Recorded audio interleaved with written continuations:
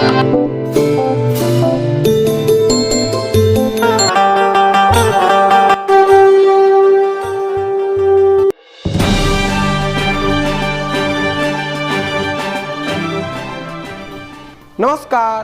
उपस्थित हूँ आज कम समय में सीएम योगी जी और पूर्व सीएम अखिलेश जी की जन्म कुंडली को लेकर।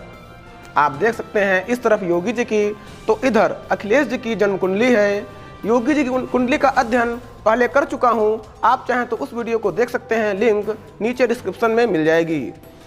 मैंने पहले सोचा कि अखिलेश जी की कुंडली का भी अध्ययन किया जाए, लेकिन एक साथ दोनों ही कुंडली लेकर फिर स्थिति को समझना, यानी कि मोटा मोटा कम समय में समझना मुझे ज़्यादा सही लगा। जैसा कि योगी जी कुंडली के बारे में पहले भी बात कर चुके हैं, अखिलेश जी की कुंडली पर एक नज़र डालते हैं तो आप देख सकते हैं कि कन्या लग्न जो पृथ्वी तत्वीय लग्न है, लग्नेश एकादश भाव में अत्यंत श्रेष्ठ, इनकी मिथुन राशि होती है, राशि स्वामी भी बुध हैं। वहीं पंचम भाव में वक्री होकर गुरु दोनों ही कुंडली में है। फर्क यही है कि एक में स्वराशि के तो दूसरे में नीच का होकर। वहीं दशमेश एकादशेश बुध और चंद्र परिवर्तन राजयोग का यहाँ निर्माण कर रहे हैं। सूर्य दशम भाव में दिग्बली होते हैं। सूर्य जो राजा है वो दोनों कुंडलियों में दशम भाव यानी कि कर्म भाव में है। फर्क यही कि एक में लग्नेश तो दूसरे में व्ययश होकर।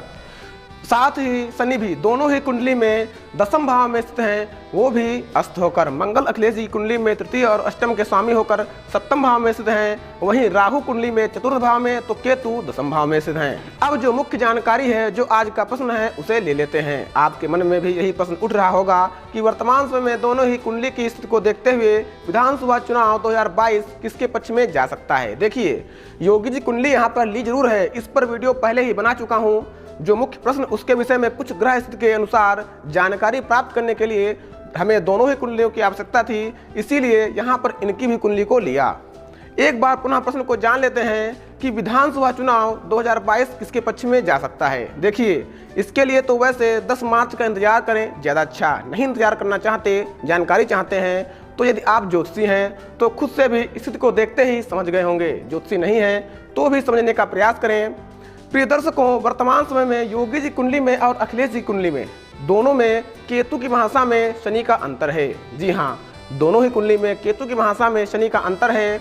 अब आप सोच रहे होंगे कि एक जैसा फल तो रहेगा नहीं। जी हाँ, एक जैसा क्या, दोनों के फल में बहुत हद तक अंतर रहेगा, भले ही महादशा एक ही है। कारण केतु योगी जी कुंडली में व्यय भाव में, अखिलेश जी कुंडली में दशम भाव में, जो स्थिति कहीं न कहीं योगी जी कुंडली की अपेक्षा अधिक श्रेष्ठ। परंतु कहानी यही नहीं समाप्त होगी। थोड़ा और गहराई से समझने का प्रयास किया जाए तो अध्ययन करने पर आएगा कि यहाँ केतु द्वादश भाव में है जरूर, लेकिन केतु मोक्ष का कारक ग्रह है। यह योग कारक होने पर कार्य क्षेत्र में प्रमोशन कराता है। यह यहाँ पर तो योग कारक हुआ, यहाँ से ज़्यादा दशम भाव में अखिलेश जी कुंडली में योग कारक हुआ, परंतु यहाँ पर यह नीच का अथवा मतांतर से नीचाभिलाषी भी कहा जाएगा, जो फल अच्छा नहीं होता।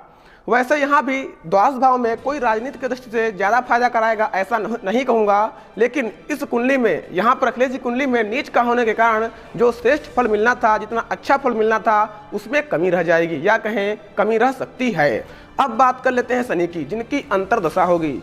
तो शनि दोनों ही कुंडली में दशम भाव में मित्र राशि में वो भी अस्त हैं, लेकिन एक में राशि स्वामी है। जरूर इसका अस्त होना भी कुछ फल में कमी रखने वाला होगा, लेकिन एक प्लस पॉइंट यह रहेगा कि यह यहाँ राशि स्वामी है और इनकी अंतर्दशा भी है। वहीं इसे और सरल बनाने के लिए वर्ष कुंडली जब देखा तो दोनों में केतु मतांतर से उच्च का वो भी वर्गोत्तमी है। अब अखिलेश जी का नक्षत्र स्वामी शनि है, जो धन भाव में वर्ष कुंडली में स्थित है। यह भी ठीक कहेंगे क्योंकि स्वराशि का है, केतु व्यय भाव में स्थित है, मतांतर से उच्च के हैं, यह भी एक प्रकार से ठीक हैं दोनों के लिए ही। साथ ही योगी जी की वर्ष कुंडली में शनि लाभ भाव में स्वराशि में है। अब फर्क यहाँ था कि विशेष कर देखें तो दोनों में वर्गोत्तमी केतु जरूर है, लेकिन योगी जी का वर्ष कुंडली में नक्षत्र स्वामी भी केतु है और वह भाग्य भाव में स्थित है वर्ष कुंडली में, जिससे खासकर यह समय इनके लिए कहीं न कहीं बेहतर हो सकता है। अब आपने यदि अभी तक शुरुआत से वीडियो को देखा है तो अपने आप से ही एक एक शब्द को समझ सकते हैं। ज्योतिषी हैं तब तो और आसानी रहेगी आपको समझने में, बल्कि आप अपना भी मत कमेंट के माध्यम से मुझे दें। देखिए, ऐसे मेरे लिए यहाँ से किसी एक को कह देना कि इनकी विजय होगी, यह मेरे लिए ठीक नहीं होगा, क्योंकि मेरा किसी भी पार्टी से राजनीतिक संबंध नहीं, आपकी तरह मैं भी हूँ। हाँ, यह जरूर कह सकता हूँ कि जो योगी जी कुंडली कहीं न कहीं वर्तमान समय में और आने वाले कुछ समय तक थोड़ा अभी मजबूत रहेगी। मैंने अपने सामर्थ्यानुसार दोनों की कुंडली का अध्ययन संक्षिप्त रूप से किया। आपको वीडियो पसंद आया तो वीडियो को ज़्यादा से ज़्यादा शेयर करें। चैनल पर नए हैं तो चैनल को सब्सक्राइब करें। अपना बहुमूल्य समय देकर वीडियो को अंत तक देखने के लिए आप सभी को धन्यवाद।